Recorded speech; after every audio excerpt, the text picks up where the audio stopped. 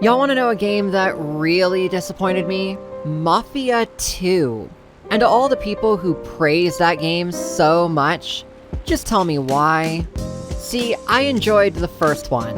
Tommy Angelo was an honorable guy, very loyal to the Don Ennio Salieri, as well as to cohorts Paulie and Sam.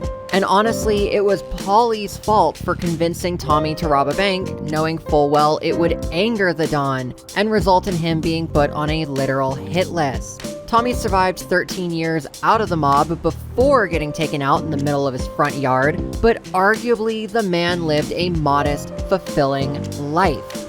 Not so the case with Vito Scaletta in Mafia II. After serving in World War II just so he could avoid prison for felony theft, he has his friend Joe Barbaro hook him up with a spot in the Vinci crime family.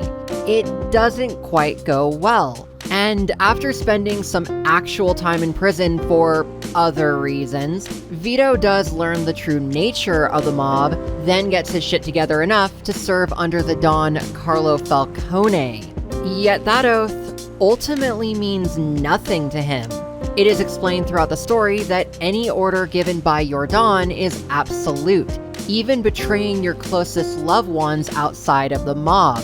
Additionally, if you ever have a problem, you are supposed to go to the Don for guidance. Vito does absolutely none of these things. Not one. He outright sabotages the assassination attempt on Leo Galante, who he sees as a father to him, but who is marked for death by Falcone's underboss, Eddie Scarpa, strike one. When the Irish mob blows up Vito's house for revenge elsewhere in the story, Vito deals with it himself instead of going to Falcone, strike two. Vito decides that slinging dope to make ends meet, behind Falcone's back, mind you, is a good idea, until it thrusts him and Joe into an all-out war against the Chinese triad, strike three. And then Vito learns that Derek Pappalardo of the Vinci family killed his real father, and he responds by killing Derek in cold blood. That's strike four. But the worst thing Vito did that makes me hate him with a fiery passion, when Joe's good buddy Marty Santarelli dies during the Clemente assassination attempt, Vito just leaves Joe alone in his apartment to suffer.